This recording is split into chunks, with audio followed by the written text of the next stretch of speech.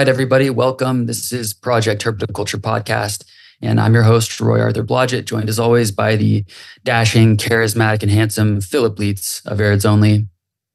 And we have an amazing show today. I'm really excited for this one. And before we jump in with our guest, we're going to go through our standard housekeeping and sponsors. So first, I want to give a shout out to Dylan and the Animals at Home Network for hosting our show. The GOAT. Also, I also want to give a shout out to Mr. Vernal Pools, Charlie Davenport, who edits our audio and also provides our fantastic theme music. Shout out to Charlie. The man. Absolutely. Yeah, and then I want to talk about our sponsors. So we have Custom Reptile Habitats. They've been with us since day one, and they are makers of premium PVC reptile enclosures. They also have a whole bunch of cool products on their website, including universal rocks backgrounds and water bowls and such. So if you're in the market for any of that and you're interested in making a purchase, if you do so through our affiliate link posted in our bio or description, we'll receive a small commission at no additional cost to you, and that's always greatly appreciated on our end. We also have Cold-Blooded Caffeine, and they are roasters of delicious coffees from all over the world.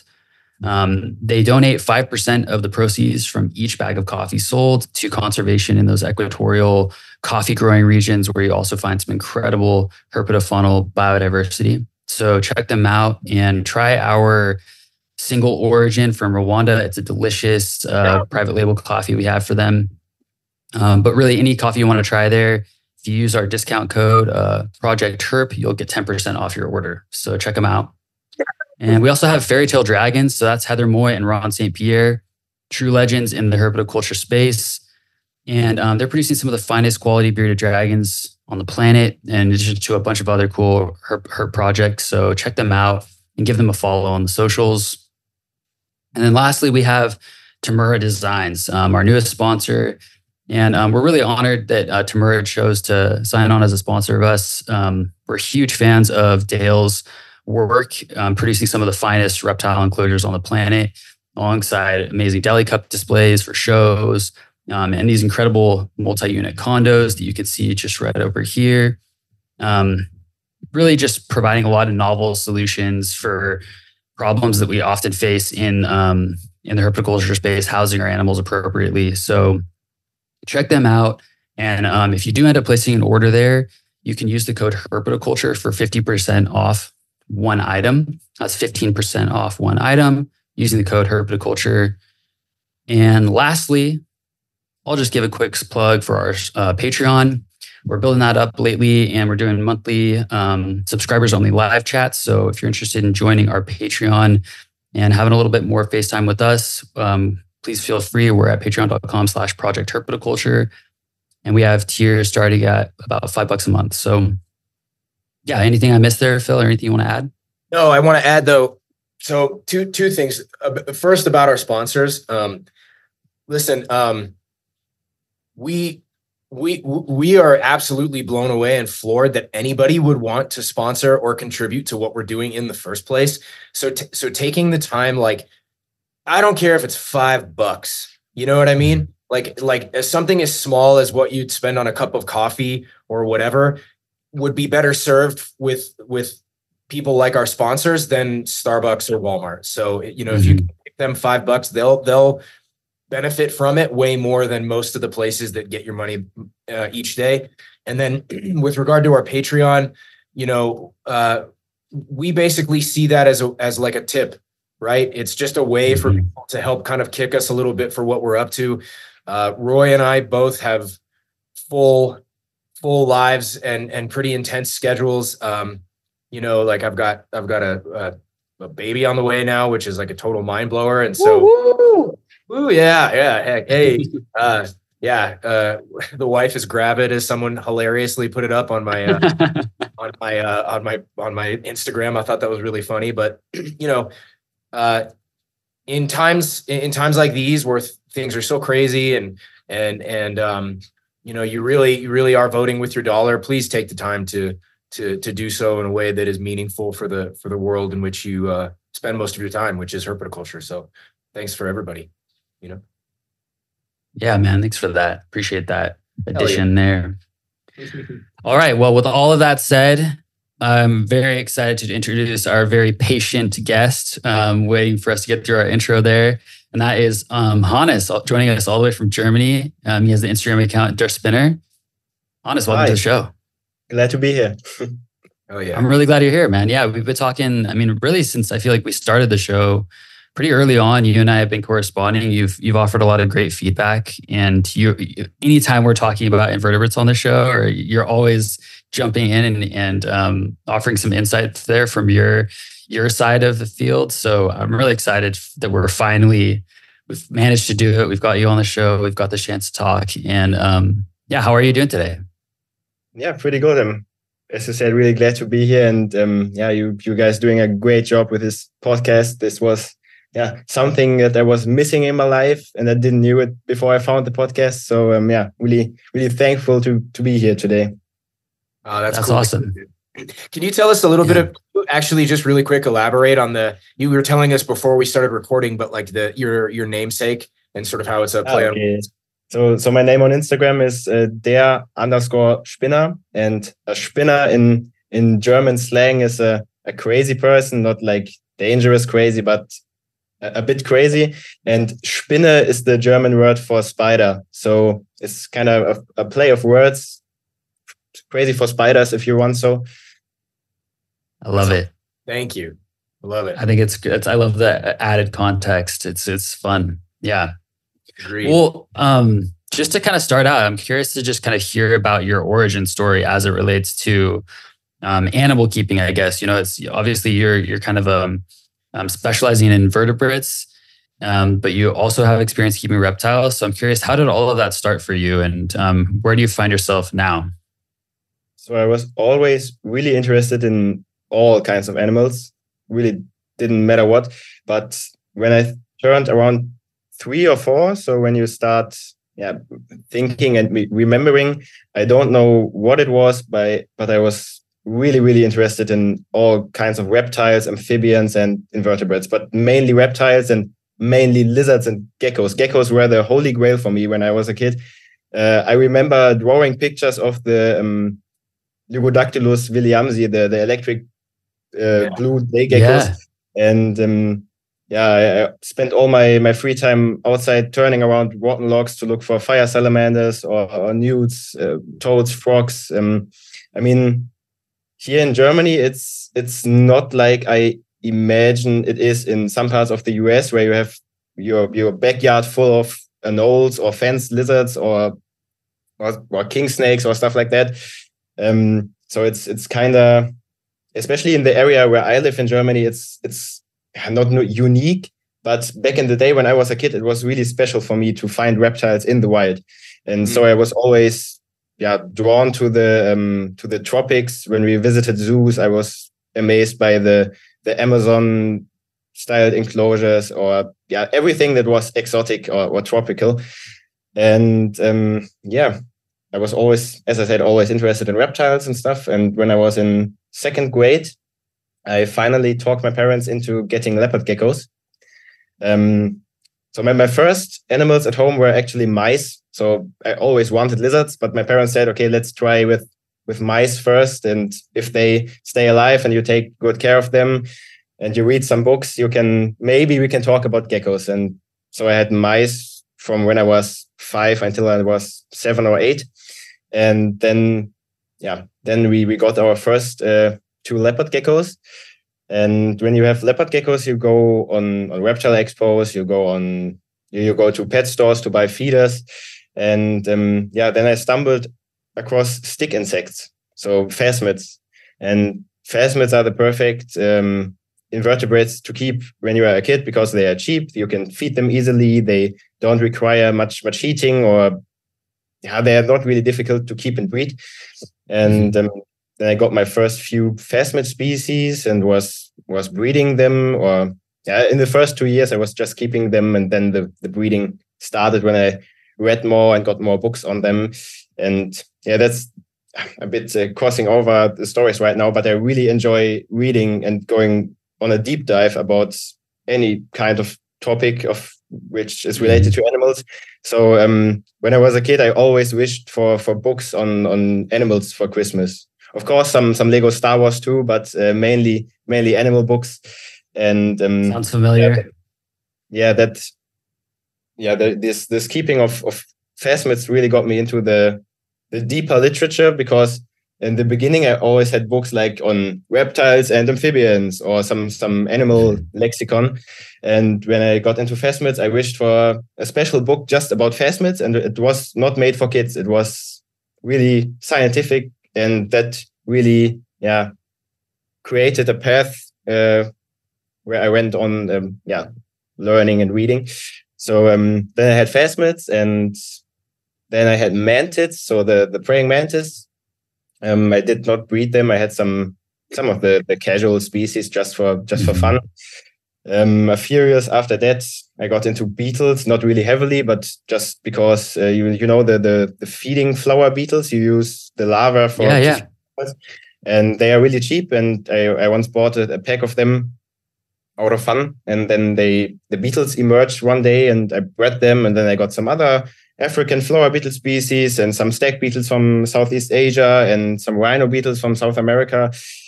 And one day in this insect keeping world, I thought, you can't be a real terrarianer. So terrarianer is the German word for exotic pet keeper. I don't know, for people who keep stuff in terrariums.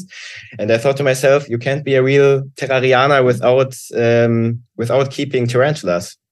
And I was not really afraid of spiders, but I was also not very, they kind of freaked me out if they moved too fast, or if you had these big, I don't know the common name, house spiders in the basement. My dad always had to keep them out, and I was a bit afraid of them. But then I started to read more about tarantulas and see the big diversity in them. And then I got my first 2 tarantulas when I was, I believe, 14, I think. Yeah, maybe 14. And when you have 2 tarantulas, you see, okay, they're kind of easy to keep. If you just keep them, kind of easy to keep. And there are a whole lot of more species. And a week later I had 5, and a month later I had 20, and then I stopped counting. And I'm gonna get back later to that topic. So that is not the best way to start with any kinds of animals. But I got caught up in this, and then I was shopping for feeders and some tarantulas at my local store, and they had a Cupinius guettasi sling. So Cupinius guettasi are wandering spiders from Latin America, and this variety from Panama, they look bright orange, at least the females when they're adult. Wow. And they had a picture of an adult female on the shelf where all the little slings were stored. And I just Googled the name, and I thought, oh, okay, it's not deadly venomous. I will take it home. And then I noticed that these true spiders, they grow much faster, and you can they're just crazy feeders. If you compare to tarantulas, you drop a cricket in with the genus Cupinius, they dropped around from the ceiling and rolling around, and it was so cool to watch. So I got a bit into true spiders there, and this was where my career, if you want, started, because then I created an Instagram account and started posting pictures of my animals, and I started my first breeding projects with different kind of true spiders. And I started to connect with people, and then new friendships formed, and I met some people a few years ago on Instagram, and now they are one of my best friends in the hobby, not only the hobby but also in personal life. And I kind of lost the path. That's okay. No, that's good. All right, I have a question. So something I'm really curious about, because I just don't know. When I think about so many reptiles and amphibians, what comes to my mind about the way they get here, and there's sort of their importation from the wild into captivity. And we have this pretty big disparity between ones that are very, very regularly captive bred, like your bearded dragons, your leopard geckos, corn snakes, ball pythons, etc. And then we have all these others, which sometimes they're captive bred, but much of the time they're a wild caught import in some way. Is this also true of, say, your phasmids, your mantids, some of your, different various spiders and tarantula species? Are these, or is there a big disparity in within the invertebrate world? Are there some that are just regularly captive bred and some that are not, or are they all pretty much brought in from the wild? Very good question. It's kinda the same with reptiles. So I speak for arachnids here. I'm not that into phasmids and mantids anymore as I was when I was 10, 12. Okay. So I can only speak about our spiders and scorpions. And you have some hobby stables that you can compare to leopard geckos, bearded dragons that got brought into in decades ago, like the big Goliath birth eaters. I'm sorry, I don't know the common names all the time because in the invertebrate world, and I think also in the reptile world, you don't use common names. But the genus Terrafossa, for example, they got into the hobby when in the 90s, I think, and most of tarantulas are pretty easy to breed. So you have your staples, your hobby staples that are captive bred here.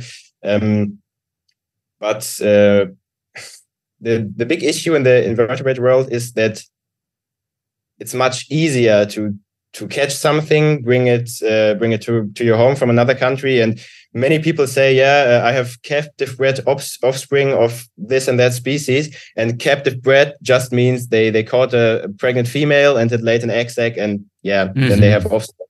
So that is a big issue too. But I think the problem why you can compare the reptile hobby and the invertebrate hobby in that case so easily is that we have hundreds of species, and I think alone in tarantulas, the market is so large and there are so many species that you can't say it for all. I mean, there are for sure, I think 50, 100 species maybe that are easily captive bred since many years, but there are also many species that you can easily captive breed, but they are still coming in wild caughts. So kind of hard topic here.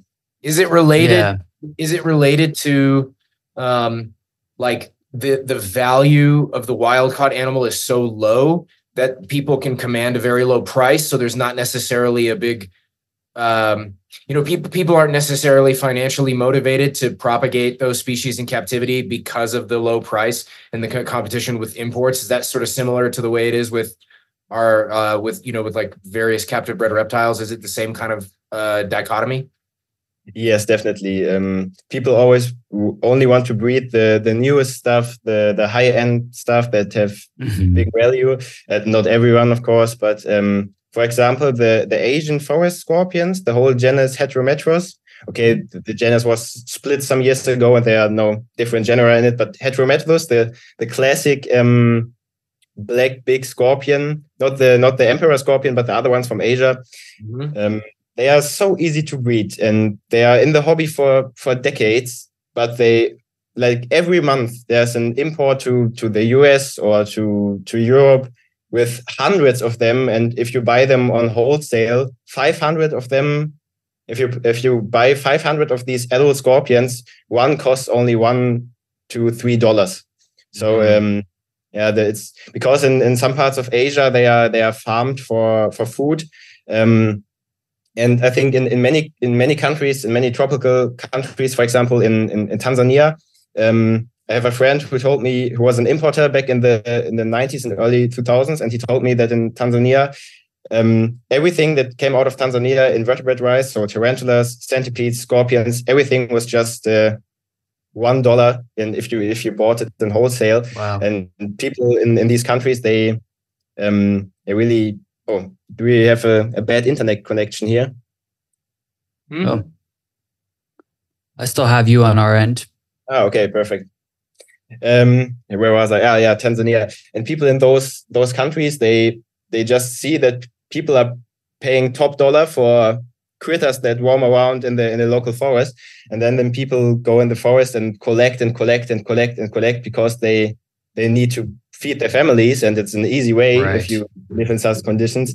And that is the problem. And I think the hobby here is shifting towards captive bred, and and so, but there's still a lot of wild catching going on.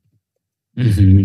Interesting. Yeah, it's so interesting. It's like, it's kind of like it's so wild to me that they're so similar in that regard. I mean, especially with something like, look, I don't know anything about mantids, for example, but to me, it would seem like a total no-brainer when you want to talk about like such a low overhead in some regard. You know what I mean? Like in terms of space and heating and caging and material. It's like you have such low overhead, and the yield of those animals is so damn high.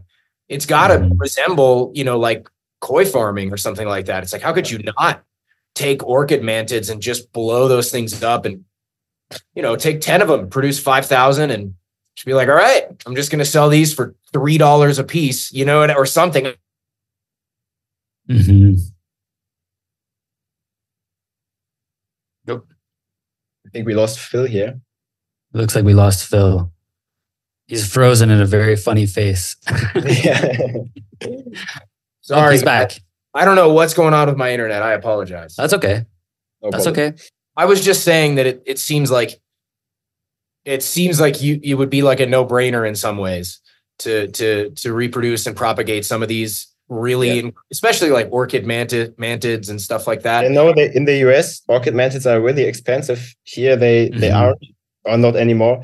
But when I started with keeping spiders, especially tarantulas, I had this thought too: if I can buy a sling for €5 and I can sell the adult for €50, big money.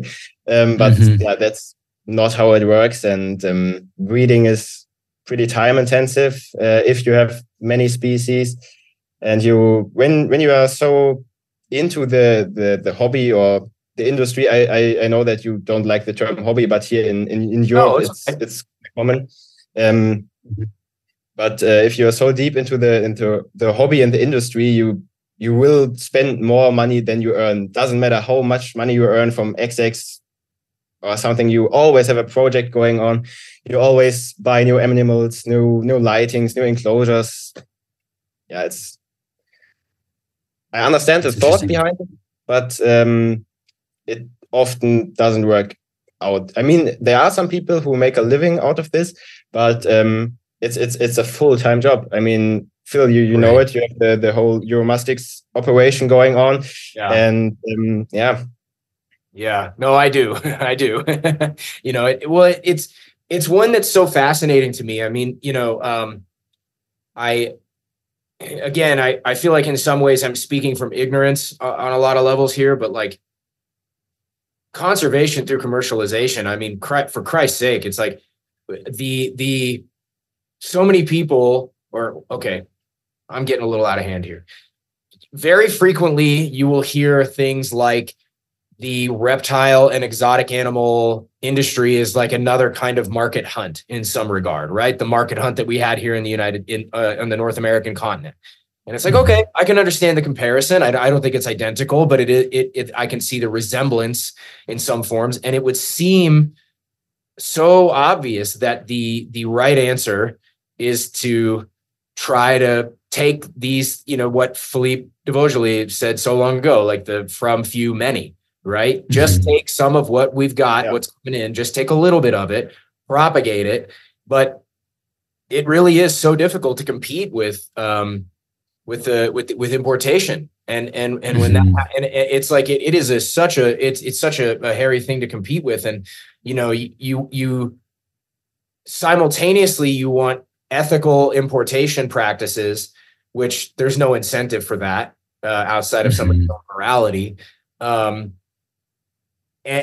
yet fighting the importation process makes it more difficult to get the animals that we need in the first place to establish captive colonies. So it's like those two interests fight one another in some ways, mm-hmm. And the difficulties in making this like a viable business model out, okay, you're fighting the ethics of importation and you're fighting the difficulties in establishing wild caught animals in the first place and getting them healthy, and then propagating captive bred ones so that way we don't have to extract from the wild environment anymore. And then also there's this other business end of the propagation of reptiles that kind of drives you to make less than ethical sometimes housing and care choices, right? So it's like it feels like there are these really challenging overlapping metrics that make it really hard to do this on a larger scale in an ethical fashion in a way that best represents you, your practices, and the animals and their well-being. So it's like it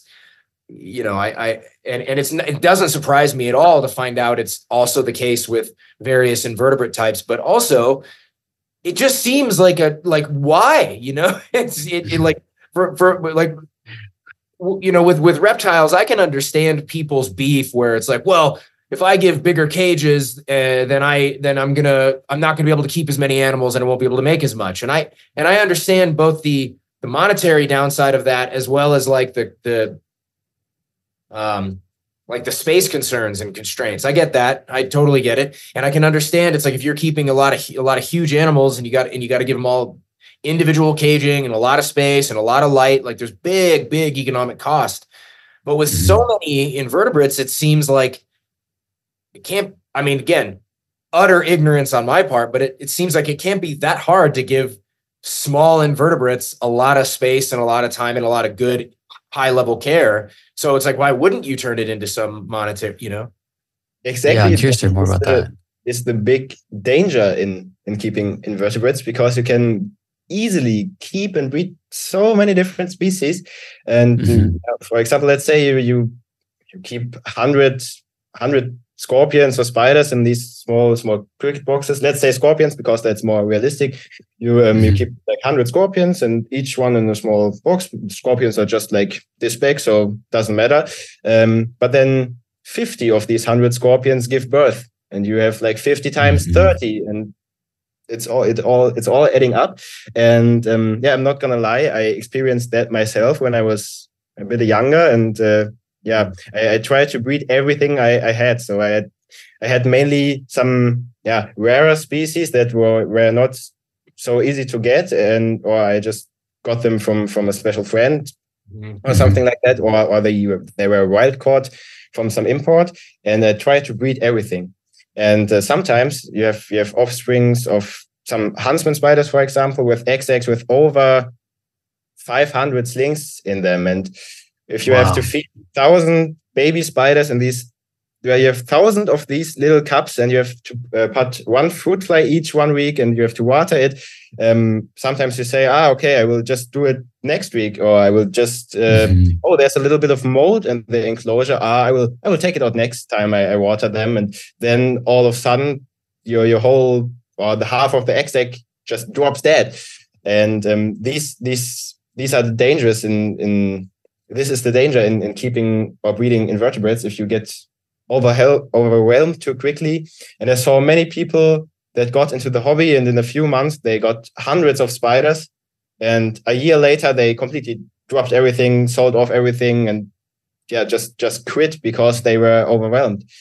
And you have to find the middle way between these both pairs. It's easy, but if you overuse is the wrong word. If you overproduce maybe. If you missing vocabulary here, but okay. if you just okay. If you just overuse everything, it's just stressful, and it's just work. It's not observing the animals. It's just I have to feed 100 more, and it's not fun anymore then. Well, I guess it makes sense. What's preventing you from, say, different example. It's like with reptiles, I could just imagine, if I got eggs, let's say, I don't know, some weird universe where I get 500 ornate Eurymastix eggs. That'd be nuts, but just hypothetically. And it's like, I can't keep all of these. Like I can't house safely 500 baby Eurymastix ornates, right? Well, maybe I just don't incubate all the eggs. Right? It's like I have a lot of monitors that would love the eggs, or well, a couple, I have 2 monitors, but I have some monitors that would love the eggs. Why not just not hatch them all, right? I mean, is that feasible or reasonable to manage or do in something like an invertebrate? It's like, okay, well, maybe just take off half of the egg sac or something, but I that would probably kill everybody, right? I mean, I don't know. Yeah, it's or is that just difficult to answer because when you hatch an egg sac, you can't just like freeze some eggs before or something like that. You have to hatch it in whole, of course. Yeah. And I kind of do a similar method. I just raise the majority of my stuff in groups so they can feast on their siblings and grow faster. That sounds kind of cruel, but for example, with the scorpions, I work with the most. So I have a burning passion for Oiscorpiine. I don't know if you listened to the podcast I did with Fadi, but I did. I geeked out on Oiscorpiine in that podcast. So I have a burning passion for these little European scorpions, and for them, it's part of their life cycle to eat each other. Because when I was in Italy or in Greece, I found them, and you always find scorpions eating other members of their same species in their heights, or when you don't only find one under a pile of stones. There are 20, and everywhere are like parts of their bodies because they ate each other. So with these particular scorpions, it benefits them, and I would say with 90% of the spiders I bred, it was really beneficial. But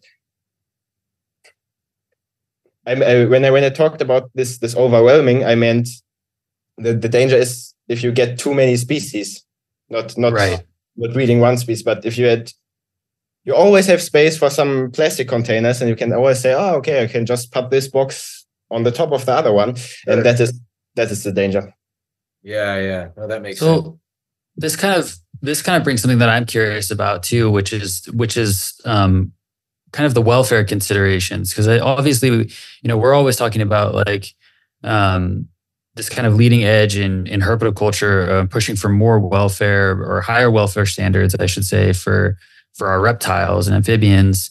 And I'm curious, I've had some inkling that conversation is also occurring within the arachnid hobby or the invertebrate hobby as well.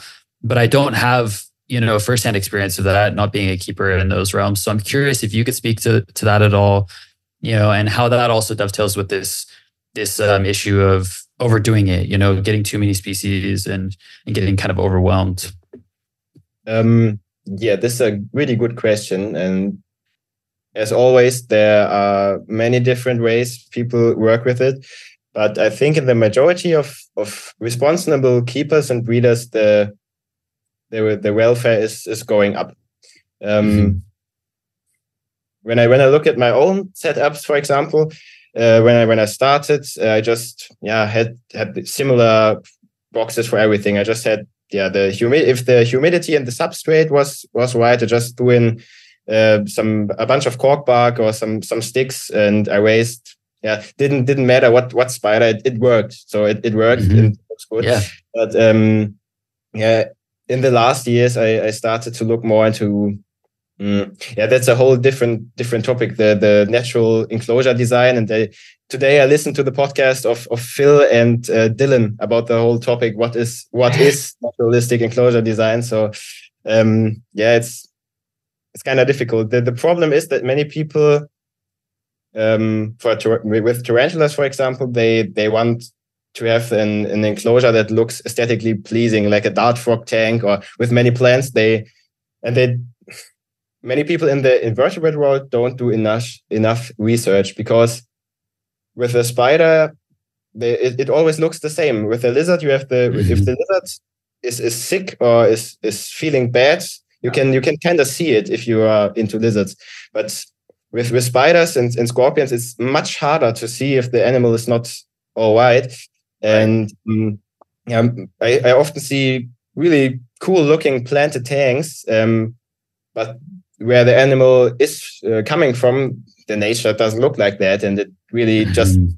I mean, most of the animals we keep here in terrariums, they live under rocks that are like 10 times bigger than the actual enclosure we keep them in. So right. It's a whole ethical point why we do this all here.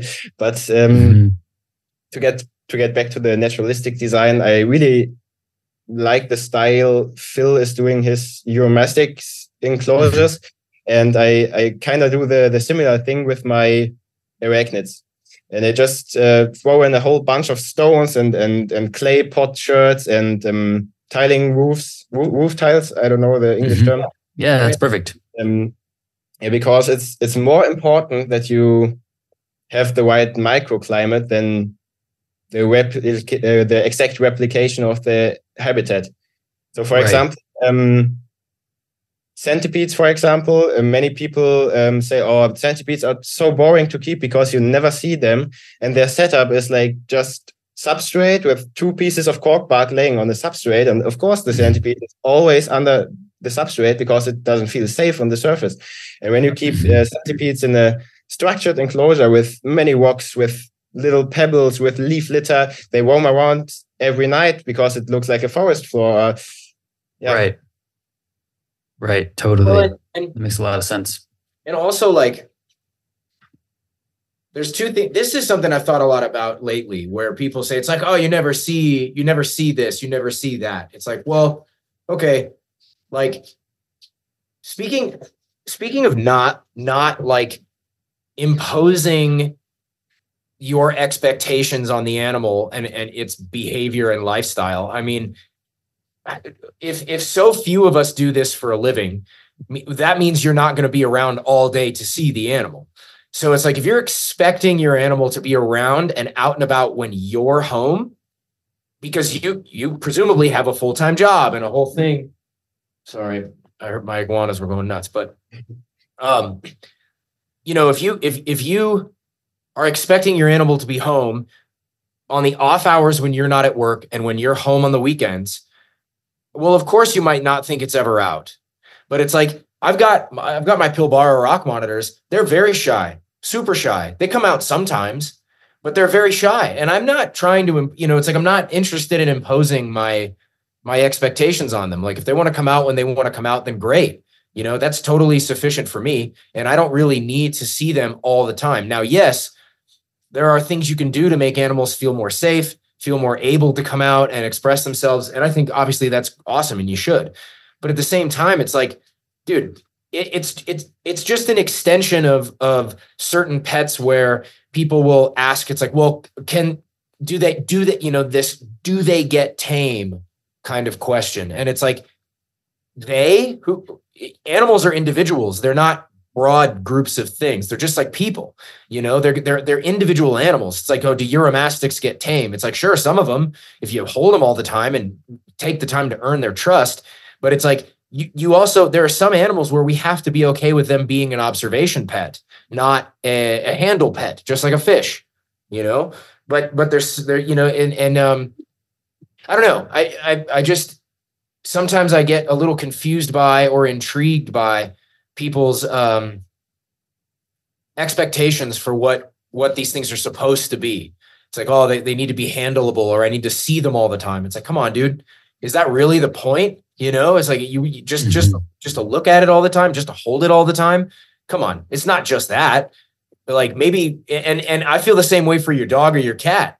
If you have a dog and a cat, if you're keeping a dog and a cat as a pet, and your whole expectation is just about how they interact with you, and it's like, well, I hope they better just be friendly with me. It's like, dude, I'm not home half the day when my cats are home. Like, they need to have their time, and like, they're going to have a whole experience of the world and of life when I'm not there, and that's okay too. That's a huge factor in what you're doing, is like setting things up for when you're not around as well. I mean, that's like the dark matter of herpetoculture, in the sense that it's this whole area of keeping that we never see, we never talk about, nobody thinks about, because you're not there, or it's not visible in the same way unless you have a camera on your animal 24/7.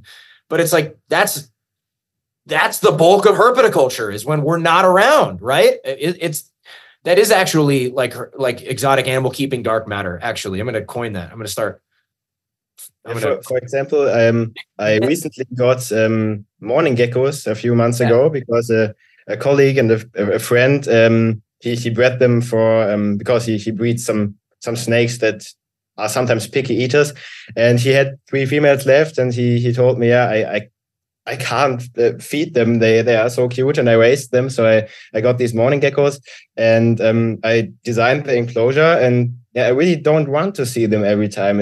I think the best enclosures are these where you have to search a bit for the animal, where you can't see it all the time. And I mean, morning geckos are pretty small, and I got them in a big planted tank and tank enclosure, and it's really fun because you can, as you said, Phil, there are different individuals, and I mean, morning geckos, they kind of look the same, but there's one female that is a bit smaller than the others, and it's the most it's always, not always, but it's always the first one who comes out when I feed them. It's always the first one who looks around when I'm looking in the tank, and the other 2 ones, they are a bit more shy. But when the living room is completely still and nobody's in there, or no TV is on, or if it's completely still, and I just sit there and watch them, they are all 3 out and just explore, and that's just so cool.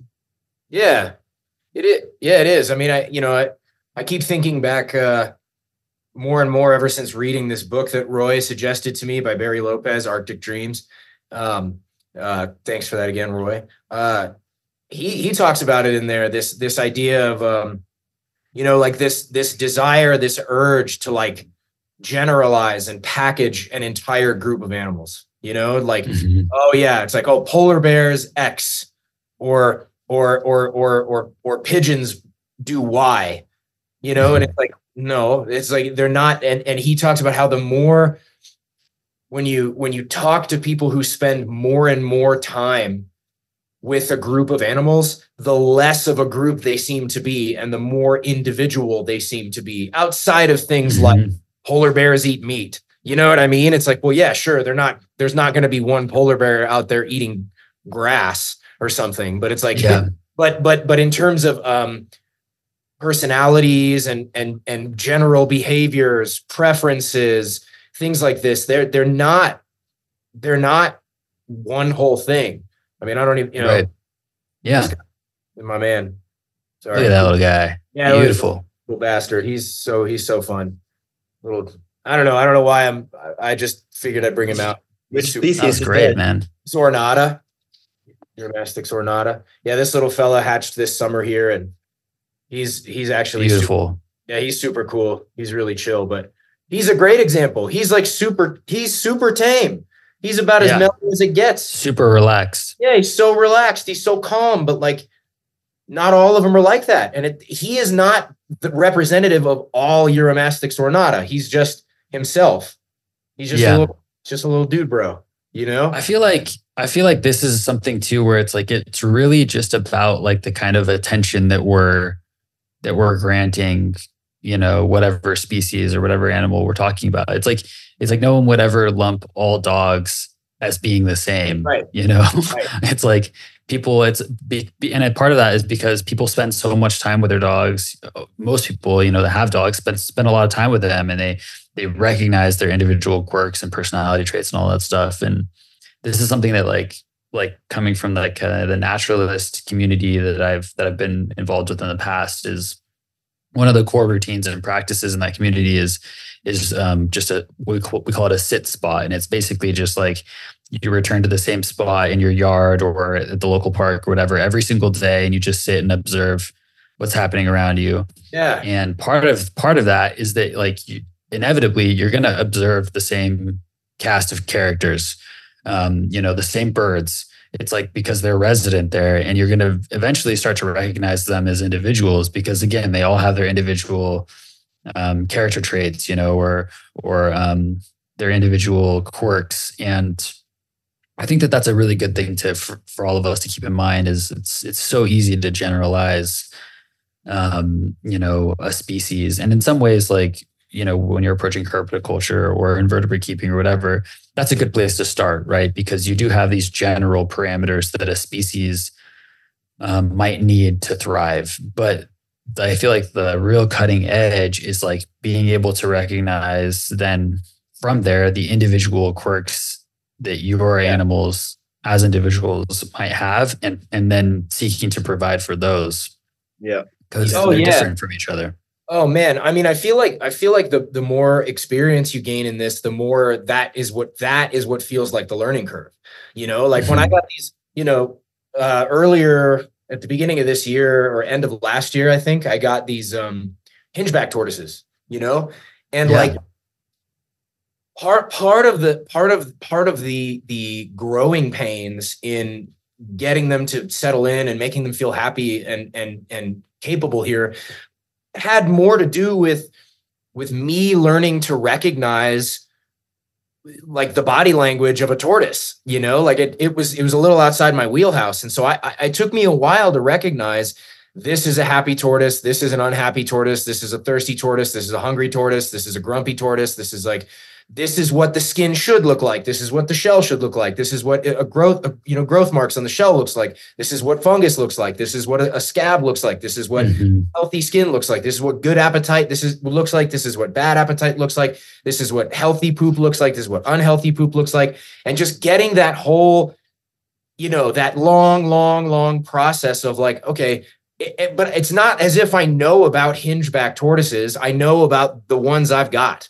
Right. It's like I know about the ones I have and I know what makes them happy. Now, granted, some of what helps you understand your individual animals is knowing a little bit about that group in particular, right? So like, you know about Conyxus specki, it might help to know broadly about Conyxus, or like my Pilbara rock monitor, same thing with those. It's like, yeah, it helps to know about monitors as a whole, but most of that information, in Australian monitors in particular, most of that information all was about helping me narrow my focus so I could then create the conditions under which those individual animals could flourish and express themselves as individuals, not as Pilbara rock monitors broadly, And I feel like I don't know, it's almost like you're using the general to reach the specific, and then allowing the specific to let the individual within that kind of flourish, Really good point. Yeah. I think what helped me with, understanding the general stuff first doesn't matter if it's the body language of a certain family of spiders or of lizards not you can't say lizards in general, but of some reptiles is going outside, it's herping, it's looking for them in the wild.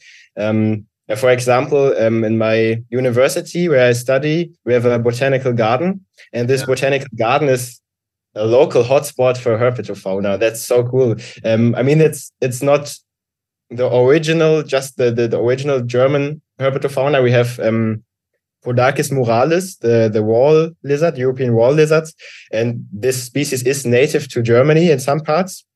But there are many subspecies from southern Europe that got here by shiploads of the stones you use to build railways. Oh wow! Yeah. Okay. Yeah, and not only that, but by some other chances too. And in especially in the area where I live in Western Germany, in Dortmund. Dortmund is in the Ruhr area, and this was a pretty big industrial area back in the day, so coal mining, steel manufacturing, stuff like that. And because of that, we have very large empty fields of these stones and many railways. And these Mediterranean Podarcis muralis, they completely go crazy. From my house you can drive in 15 minutes in eastern and western direction, and you will find some spots where these cool Podarcis are, and sometimes they have blue spots or green spots. But I'm veering a bit off topic here. What I wanted to say about the botanical garden, there are many of these Podarcis muralis from southern France, and also some cool snakes. But I was walking there in spring, and I kind of looked out for lizards and snakes, and then I heard something, and I was, okay, that's definitely a lizard, because I'm sure you guys know, but you sometimes you can just hear if it's a lizard, if it's a snake, if it's a mouse. Yeah. Oh yeah. I I was hearing something and I was, okay, that's a lizard, but what's it doing? Is it mating? Is it fighting? And then I looked and it was a big male eating a smaller juvenile and stuff like that. If you can hear the difference between a lizard walking through the grass or a lizard doing something abnormally. And this really, really helps you to understand the whole concept of an animal's behavior and body language. So I can always encourage people to go out, to flip those stones, to hear, to look, to feel the temperature. When I go out to look for lizards in early spring, if I want to see if I can go out, I just touch the nearest rock and feel like, oh, okay, is the rock warm enough or is it too cold? So I can see, okay, maybe I will find lizards or high likely not if it's too cold. Yeah. Oh, that's a great. So interesting. Yeah. Totally agree with all that.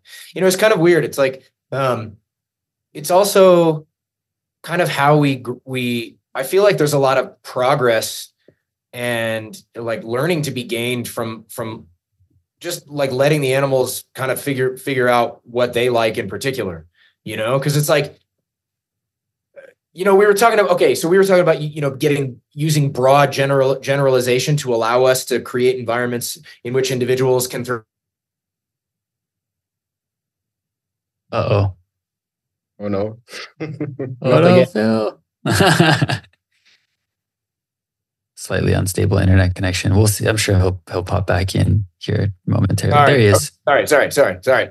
So we were talking about like broad generalizations and how that allows us to get into specific things allows individuals to thrive. But you can also use individual information on a general scale to inform your general keeping. So like different example that's come up a lot lately is insect food for uromastyx, right? And this is like it's so controversial and it really shouldn't be. Like there's no need for it to be controversial, right? Like every one of my individual Euros with one exception, and it's one old ass male Thomasi who's like 15 years old, all of them want a bug here and there. They want an insect food. Like that's not a fluke. Right? If like every single one of them recognizes it as a food source, hey, there you go. We also know broadly that in the natural world, there's not necessarily like there's very, very few examples of like true 100% obligate carnivores and true 100% obligate herbivores. There's always some spectrum in some regard, right? Even if it's incidental, it happens. And like, it's been this weird fluke where like somehow, speaking of naturalistic keeping, right? It's like the same kind of proponents of naturalistic keeping will insist that there's nothing natural or necessary about insect food for uromastyx. It's like, oh, are you sure? How do you know? Wait a minute. Like, because the last time I checked, gut contents of uromastyx yielded about 10% insect food. Oh, well, but then there's all these excuses that come out. It's like, well, okay, hold on. I'm going to use those same excuses for why maybe I don't have to offer UV to my uromastyx. Oh, well, that's not true because of the level. Okay, well, now it's like picking and choosing your information in some regard. It's like, but again, a situation in which you're allowing the animals and their preferences as individuals to inform your work, you can garner a lot of information. It's sort of like, this is a stupid one, but it's like, when people say, oh, eating meat causes cancer and gives you heart disease. It's like, does it? Like really? Like, well, hold on. Are you eating good food or are you talking about just eating like McDonald's and you don't exercise and you don't do anything? It's like, well, maybe then your weird burger. Yeah. And all the crap that's in it. Maybe that'll cause some heart disease and some cancer, but it's like, it's not. Do you know what I'm saying? It's like, it's not the same. Yeah, totally. Yeah. So I think you have to always try out stuff. That's the best part about the hobby for me is trying something new or using stuff that's not made for, especially for reptiles, like using roofing tiles to create basket spots or hides. And that's the best part. I really, when I started this and when I grew up, I really looked up to the guys who had their basement full of enclosures for the last 40 years and just used like clay flower pots as hides, and they just knew stuff because they tried out. They were the first ones to captive bred this or that species, and doesn't matter if it's fish, if it's reptiles, amphibians, invertebrates. I really like people that know what they're doing and combine reading papers, field experience, captive experience, and then just try out with this combination. Because if you say, okay, we have products developed extra for reptiles, we have food developed for reptiles, enclosures extra developed just for keeping reptiles, and if you say, yeah, okay, we are ready, there is no state further than this, that's very wrong. Because always you have to always try new stuff out, and maybe you figure something out that nobody figured out before. Absolutely. Yeah. I think it's so important to continue to strive to innovate, and progress. And I'm curious about this, just kind of like speaking more broadly about, invertebrate keeping and herpetoculture. Are there aspects of herpetoculture that can learn from invertebrate keeping and vice versa? Like, where do you see ways in which, maybe the herpetoculture is strong, and invertebrate keeping is weak, or the opposite of that, if that makes sense? Difficult question. I thought about this in advance, but of course I forgot what I wanted to say.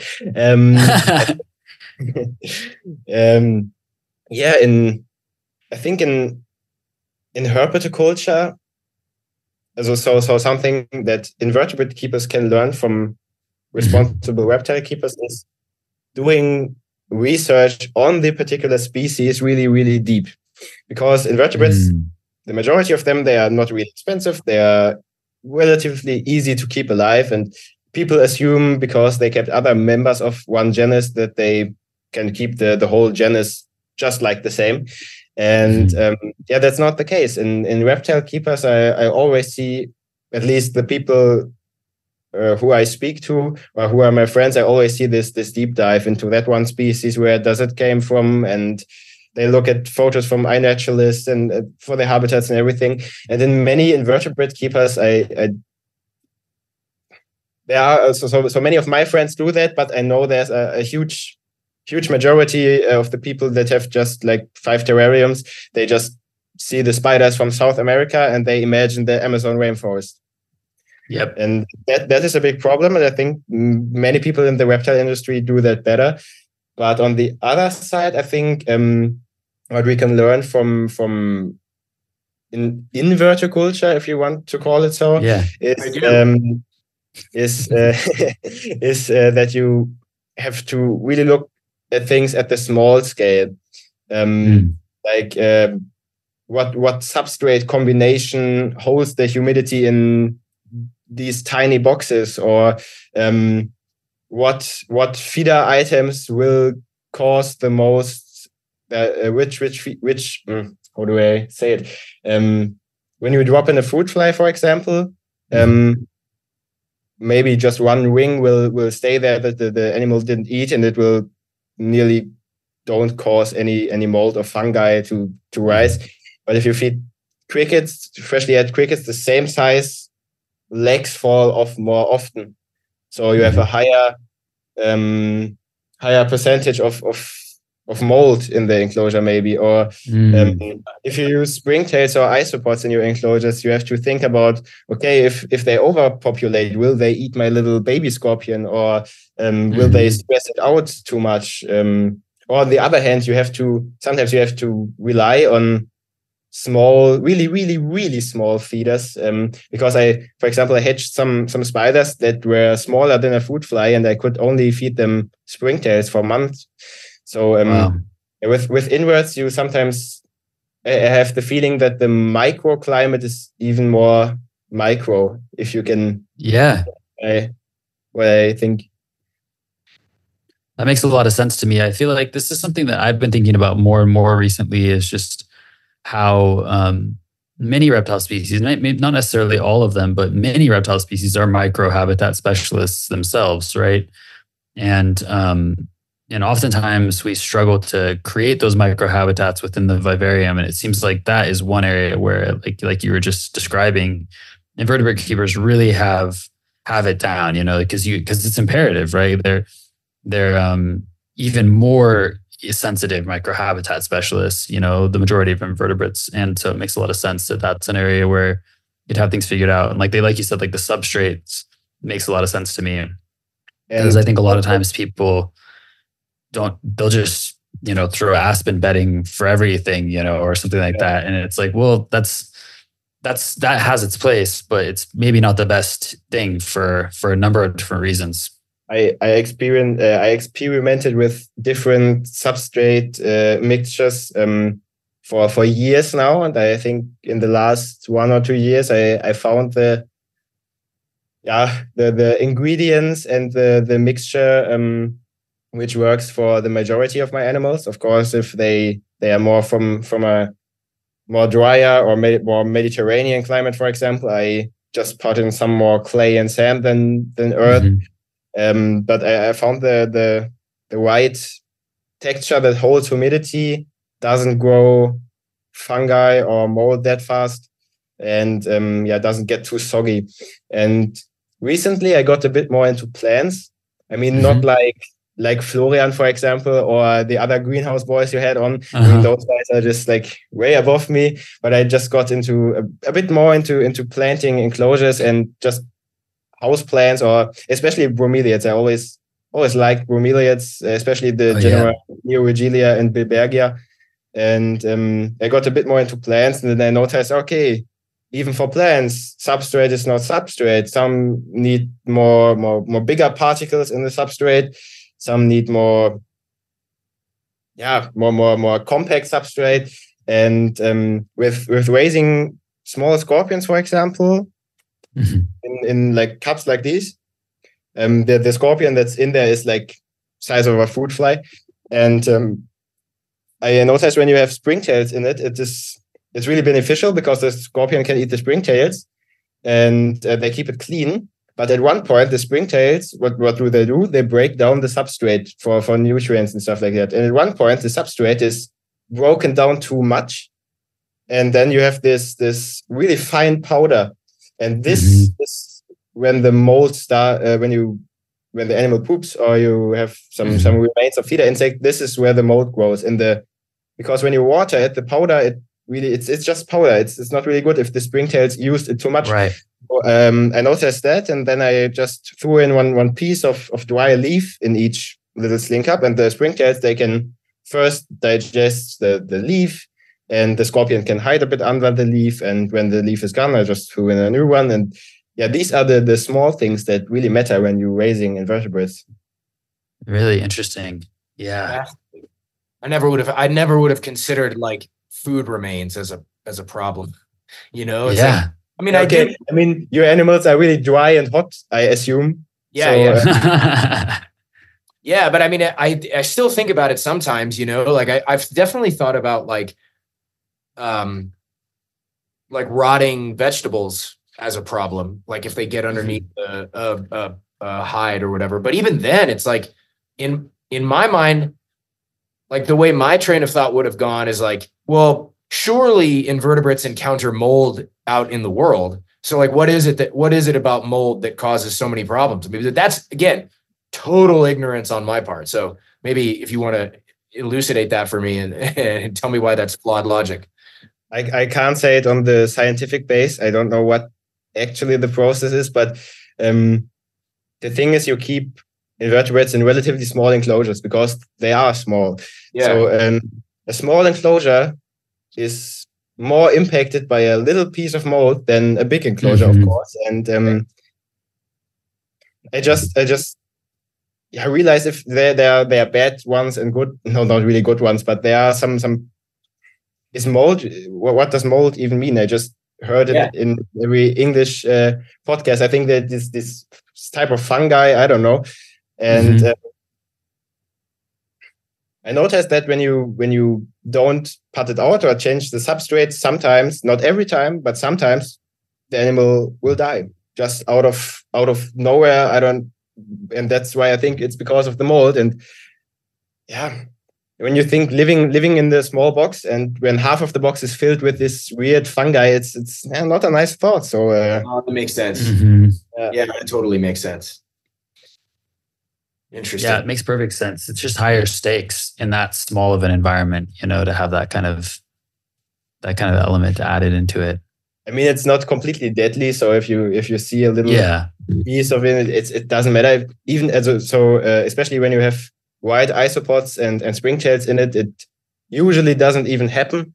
But as I said, if the cleanup crew, there's a really funny German word for cleanup crew. It's Bodenpolizei, which means ground police, and it's just this word just exists for isopods and springtails. It was made up by the hobby Bodenpolizei. I love it. And that's big invertebrates influencing our nomenclature right there. How dare they? And yeah, if you have them in there, that's usually not a problem. But yeah, just keep an eye on it. And if you see mold taking over, just take out the scorpling or the spider, change out the substrate. It literally takes 10 seconds. So yeah, that can save you the animal. That's wild. Yeah. Never would have expected that. Really would not have. So go ahead. Oh, I was just going to ask, I mean, I know that one thing that you've spoken about in the past, Hannes, is just kind of like the responsibility that herpetoculturists or invertebrate keepers might have for a certain species, like longevity within the hobby, and how you've kind of spoken about how, like, someone will be really dedicated to a certain species, and then they might, have a change of circumstances. They leave the hobby, and then you see the species disappear from it. I'm curious if you could speak a little bit to that dynamic as you've observed it and kind of participated in it. I know it's something you care deeply about. Yeah, I experienced it myself with Heteropoda lunula and boi. These are huntsman spiders from Southeast Asia, and they look really beautiful. They are big, and they really sparked my career, because these were the first big numbers of animals I produced. I think produced is, I really don't like this word in the context of breeding animals. It sounds like a product. They were the two species I bred first in the bigger amount. And this was the time when I was free from school, because school was over. I graduated, and then I had free time before I started studying. Right. And in that time I had much time, free time, and I could always just feed spiders, sell spiders, ship them, and this was all no problem. And after the first few hundreds I sold, I started to see them pop up everywhere. So the online shops had them, and so I sold in big bulks to the local online shops, and I traded with friends and sold to private persons. So I was sure that many people have them now, and that they are stable in the hobby, because I only sold at least packs of 10. So when you breed spiders, it's always useful to buy at least 10 or 20 babies, so you can have a good breeding stock. And I always sold at least 10 or 20. And then I thought, okay, it's safe now. My breeding females are dead, because these true spiders, they normally, or at least the genus Heteropoda, they normally only live between 1.5 and maximum of 3 years.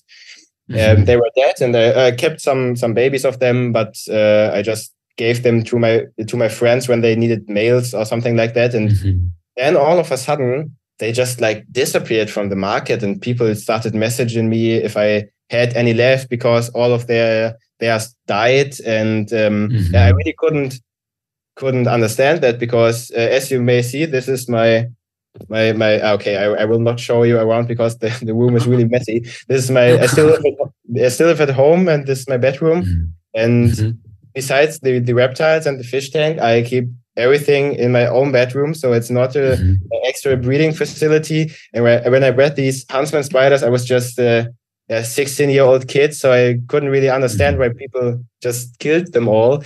And then I only had some really small babies left, and no males. I couldn't find males, and my friends couldn't find males too. And then they were not completely gone, but not really easy to get them. And when you think, I sold like a couple of hundreds of them all over Europe, in the German market, and to Italy, to France, to the Netherlands, and that made me a bit sad, because people didn't put the effort into to raise them up and breed them. Because now I always say, okay, you need to buy at least 10 or 20 or 15 of a species to start a breeding group. But when I started the hobby, I just got like three little specimens from a friend, and I put all my effort in raising them and finding the males from other breeders to breed them.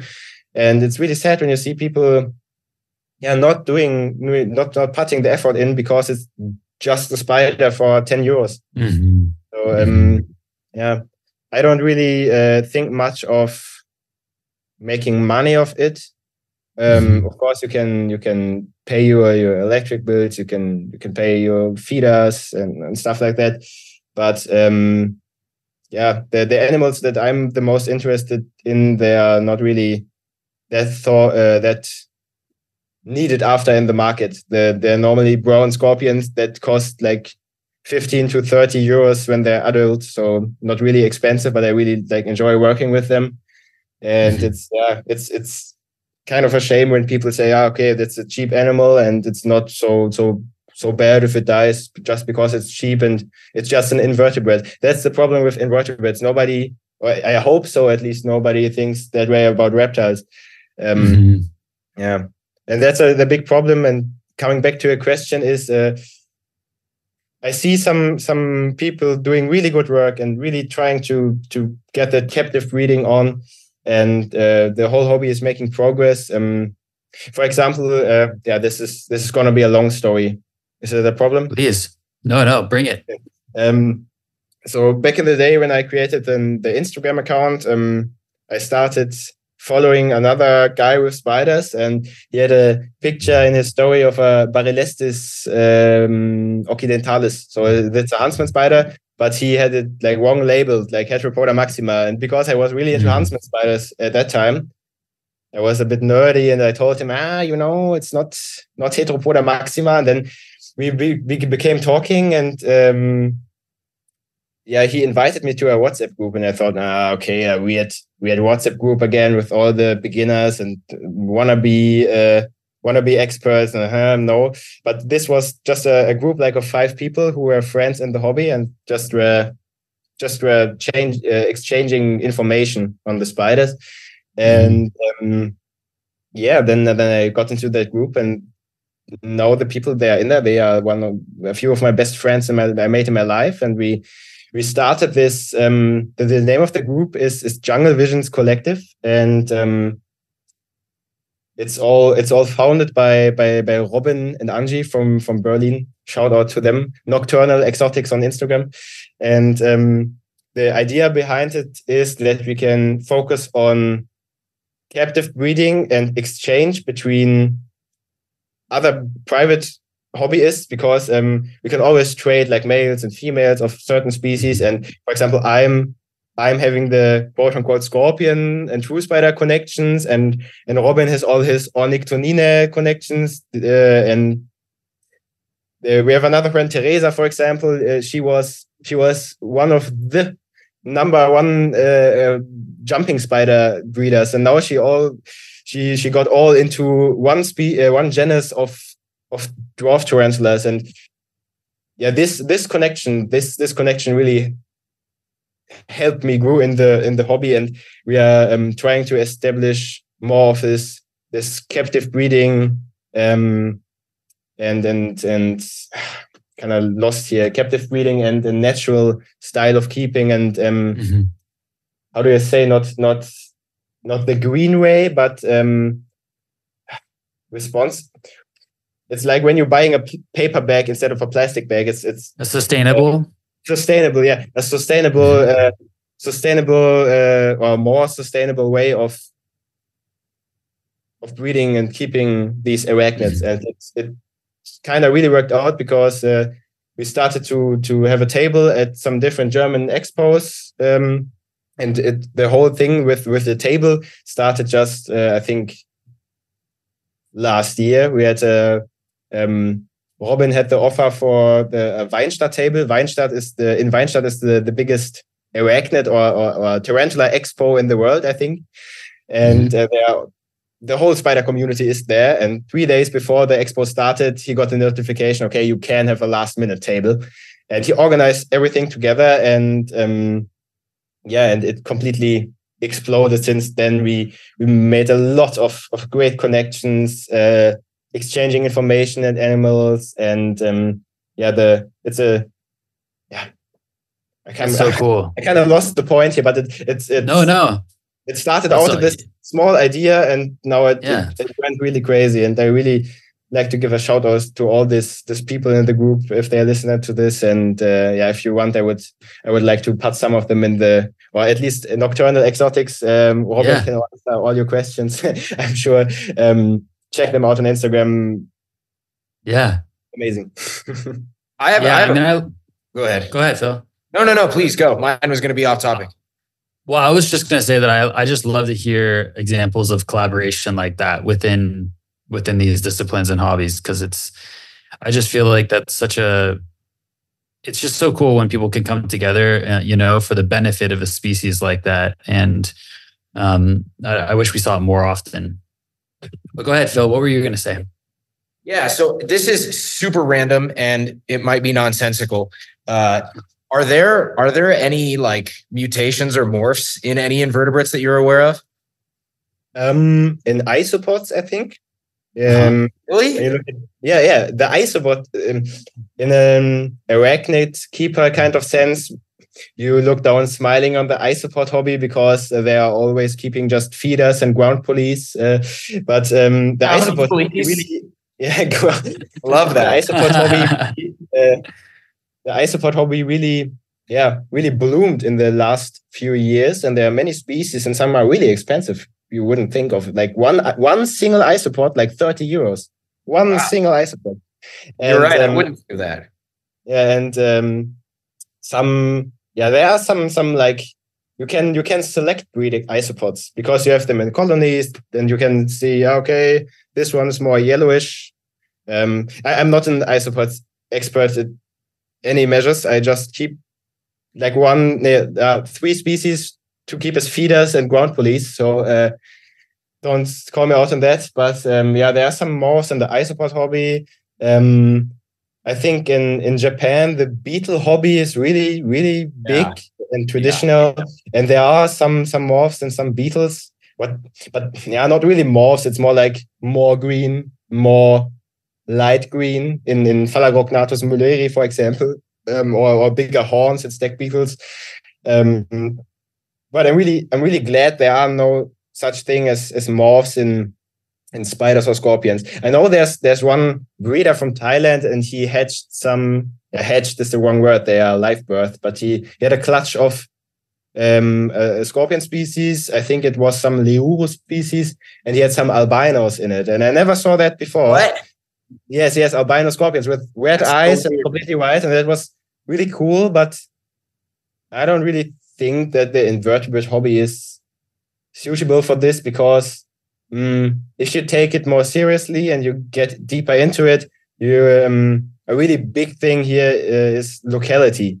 So sometimes it's a bit overrated, because especially my friends will know I always make fun of the Ornictoninae keepers. These are Ornictoninae is a subfamily of tarantulas from Southeast Asia. They burrow in the ground in the rainforest, and they are always kind of brown, and you never see them outside. But don't tell Robin. And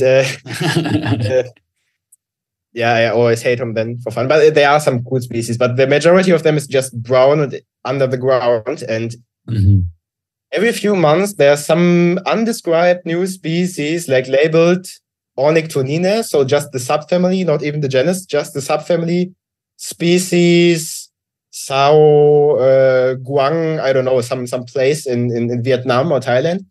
And once I looked it up, it was just like in the same national park few kilometers away. So somebody collected them from another place and said it's something else. It's the same like people saying, oh, I've got my own line of leopard geckos. I got my own line of spilodes. I got my own line of eumastics.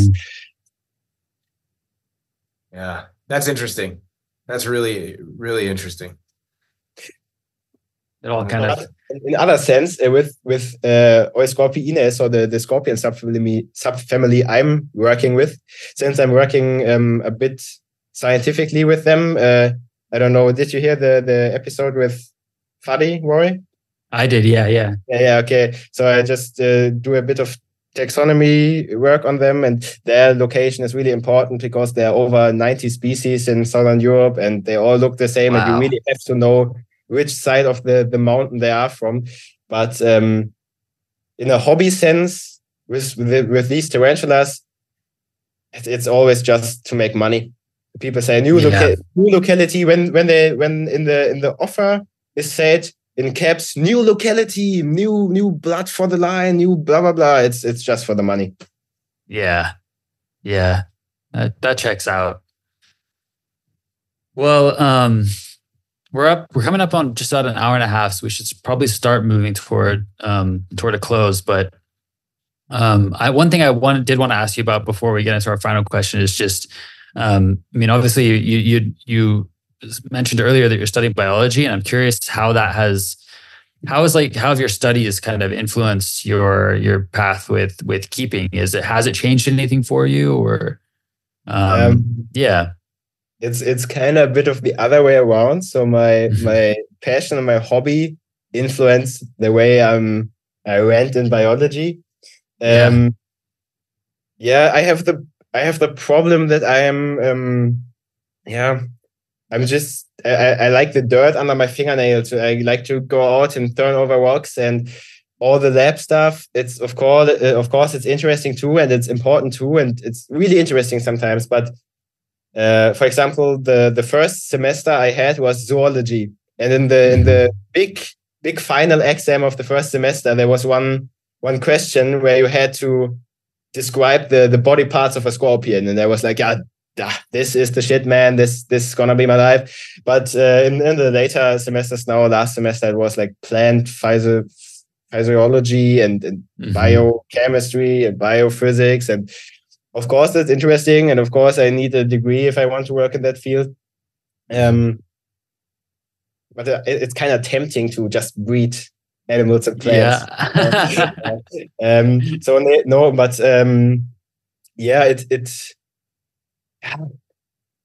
It influenced the way I'm looking at things, because I always ask why.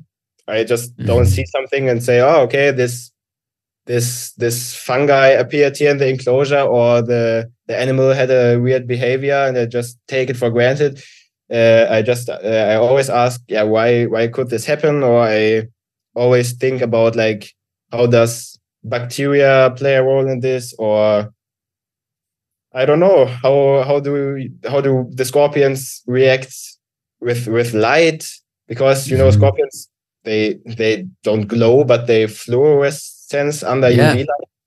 And I noticed when you just shine the UV light at them, they notice it. They kind of react to it, and stuff like that.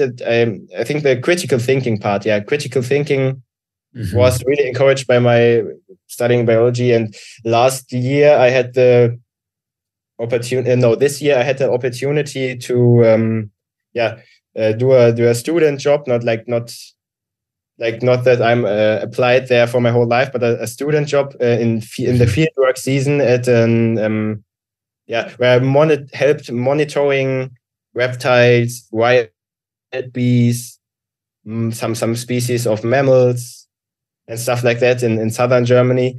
And because of my university, because one of my my lecturers works in the same firm where I did this, and this is in my city. And one of my other friends who I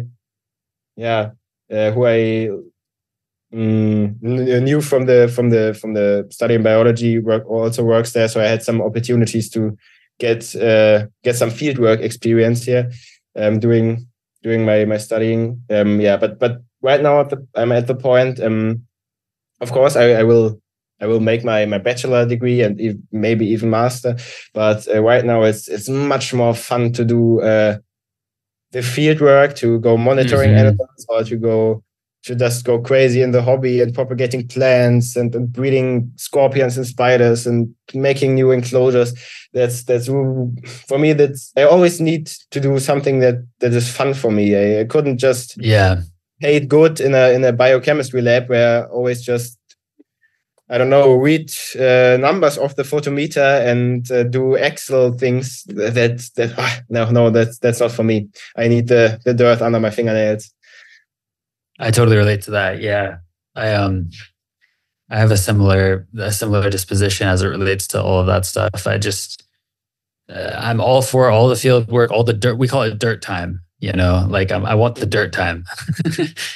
But the lab work and the kind of more tedium, that kind of data entry stuff is always just like, I don't have the patience for it, or maybe I just don't have the will for it. I would rather spend my time doing other things, but that's very cool to hear about. Well, I think it's probably time to move towards our close, and you've heard the show, so our closing question, and typically it's why herpetoculture. But for you, maybe we'll modify it slightly to why herpetoculture. Why do we do it? Why does it matter? I thought about this a lot, and since I heard the first few episodes, I always thought, what would I answer to this question? And it's really hard. I couldn't come up with one precise answer, but I think with herpetoculture or inverteculture, or what you ever like to call it, you can get a small peek into the huge diversity of evolution. And as a human, or as the human species, we are on this planet, we are a part of evolution, but a really, really, really, really small part. And with herpetoculture and inverteculture, you get the opportunity to witness some processes of biodiversity, and not processes of evolution, but you can see some products of evolution that you would never see if you never do that. And I think we are only living on this planet for a really short amount of time, as personally and as humanity in total. And at that time, I personally want to get the most of information I can get about the whole biodiversity and animals and plants. And I couldn't live without it. I can't remember a time where I wasn't interested in animals, and there will be no time when I'm not interested in animals. I think when you would put me in a jail cell, after a few days, I would think, okay, maybe I could set up an enclosure for XYZ species here, because water and light is perfect. Yeah. So it's, for me, it's just life, but it's too difficult to answer. Huh? Yeah, no, that's a good answer. I like that answer. I feel like I relate to that. Just the love for biodiversity, biophilia, as E.O. Wilson would call it. Just that persistent curiosity, interest in this natural world of ours. So I relate to it. It's really relatable too, because it's like I've often had that same experience where it's sort of like I almost can't keep myself from. You said, if I got locked in a jail cell, I'll be like, I could figure out something in here. It's like, I feel that way too. It's like, I feel like I could find about 1 million ways to do this if I really had to, if I couldn't do Euros anymore, I'd find some way to put Mississippi slimy salamanders underneath my bed. I don't know. Absolutely, man. Well, awesome. Well, where can folks find you on social media, and if they want to reach out and talk to you?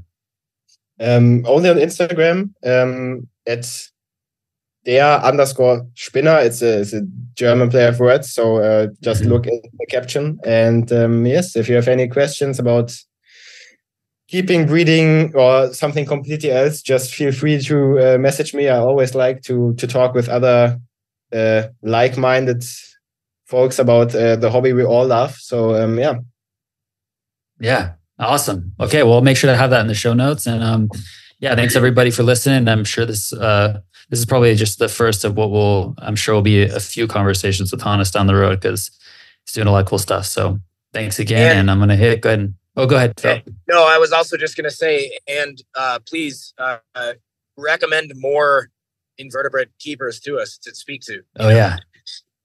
Yeah, okay. Ectotherm Aesthetics on Instagram. This is Clemens, and he's also a biology student from Austria. He is in the group, in the WhatsApp group and the friend group I mentioned before. And he is the master of videography in inverts. Just you have to look at this profile, Ectotherm Aesthetics. He does amazing videography on spiders, on centipedes, on everything, and he's extremely knowledgeable. And funny story if we have the time. I never met Clemens in real life, and I always when I'm writing to someone, I always send audio messages because it's easier. And Clemens and I had known each other for years because we had exchanged on Instagram and WhatsApp, but he never sent an audio message and never sent one picture of him, or didn't have a profile picture. And we just we talked and said, okay, let's go to Italy together and look for scorpions and spiders. And with some other Austrian guy he know. And I flew to Rome. And at the Rome airport, I took the train to some train station in Rome. And I sat there for 5 hours to meet a guy I never saw in my life. I don't even know what it looks like. And then the friend of him came up, and then we had to wait another 2 hours for Clemens. And then we met each other for the first time, and we spent a week in the southeast of Rome, just looking for scorpions, for trapdoor spiders, for everything. And it was the best time of my life. This is that's amazing. Such a great guy. Just check him out. I could recommend a lot of other people. I mean, if I recommend some of my friends, I have to recommend others. So maybe just check the people I follow on Instagram. And I will occasionally have some stories about other friends that are doing great stuff. But just check out my followers. The people I follow on Instagram, and maybe just look up, if you're speaking German, look up the website of Jungle Visions Collective. This is the website of the said collective we have, and I think it's the website with the most detailed photos of the most tarantula species you can find online. So Robin really got a lot of work into it. We have information on data on exact building and breeding and stuff for different species. We have some information on keeping, some other information, many pictures of some species you might never see before. So check that out. And amazing. Well, I'll make sure to have a link to that as well in the show notes. So thanks again, Hannes. I'm going to go ahead and hit the button, and look forward to the next time, man. Yeah, bye.